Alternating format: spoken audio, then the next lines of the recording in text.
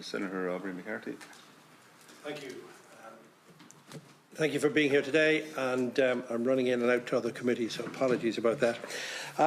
So, just reading the three statements, there seems to be a general agreement that regeneration is necessary, but the Council are saying that your delivery is constrained by viability, by inflation, by decanting, and which locations to prioritise. The Department is saying that regeneration is a priority and funding is available. But then the IHREC are saying the delays are unacceptable and the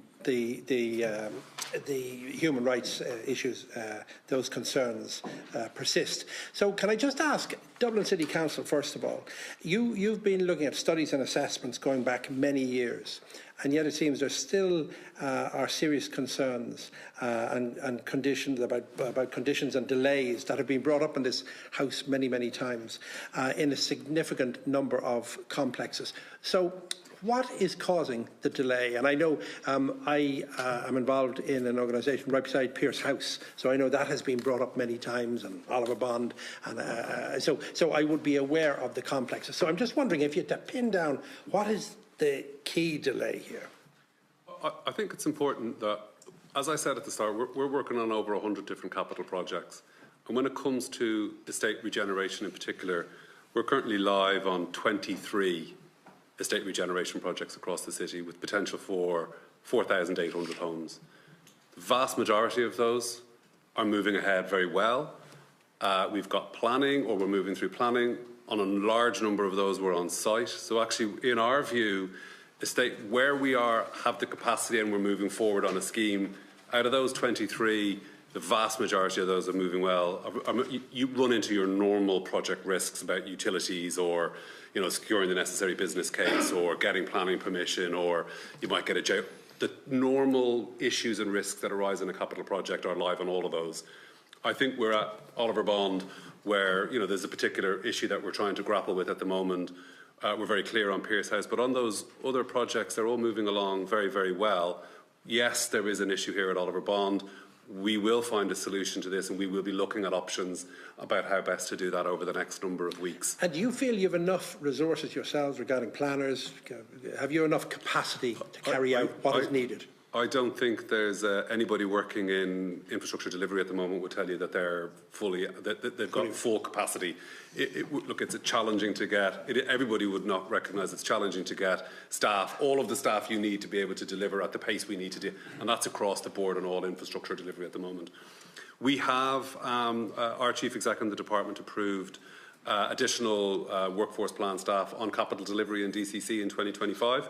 And I'm actually personally chairing the CCMA working group on local authority resource for housing delivery, and we're engaging with the department on a request for additional staff within all 31 local authorities for additional staff on that. But yes, more staff would enable us to deliver quickly, but it's not necessarily possible to go out and just get all those staff. But I think the department again have supported our initial ask, and when we go back down with it and ask for the whole sector, we'll be engaging with the department and the minister and PER on securing approval for that additional resources. And can I ask you, Mick, how long does it take when you typically identify a regeneration project to actually carry out the works on the ground from start to finish? So identifying it to actually the finished project. Yeah. Estate regeneration is a difficult beast to kind of put a timeline on, but if we were looking at a greenfield site or a brownfield, a cleared site which didn't have communities living at it, you'd be looking at somewhere, depending on the size of the site, somewhere but between. Most of them have people, though, aren't they? No, a lot of our schemes actually don't. A lot of our land doesn't have people living. Like, I couldn't give you an exact percentage now, but those sites would take you, depending on the size of it, anywhere between. When we asked Martin, who leads our capital delivery, say, Martin, here's a site. It would take somewhere between 5 to 7 years to be handing over keys for people to move into it. When you're dealing with estate complex regeneration, you have to add in the fact that in many of those instances, like in Oliver Bond, you can have, how many people live in Oliver Bond? 391 flats. Okay, so over 1,000 people live in Oliver Bond. So that brings a huge level of additional complexity into how we manage that. Whereas there is other estate complexes where we've recently done Cannon Burke as that was 10 units, and that happened much faster. So again, it depends on the scale of the project or the scale of the flat complex recently done Cannon Burke that was 10 units, and that happened much faster. So again, it depends on the scale of the project or the scale of the flat complex, the number of people living in there, and the complexity. So I couldn't put a timeline on what is the standard timeline it takes to do a flat complex regeneration, but we could do in terms of that 5 to 7 years for you get a cleared site, or a site that you can just go in and knock down a building. One thing I found through certainly my involvement as chair of the community council in Bluebell is consultation with the residents is key. You had an amazing lady, I think she's since retired in DCC, Eileen, and she was able to get in and was able to smooth out any rough areas at all.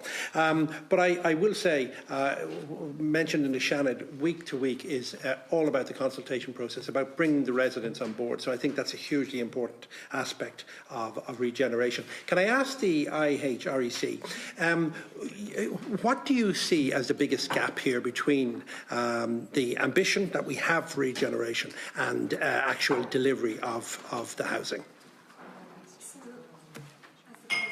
To say, you know, it was back in 2017 when the European Committee on Social Rights explicitly stated that while housing might fall under the local authority administration, national government remains responsible for implementation.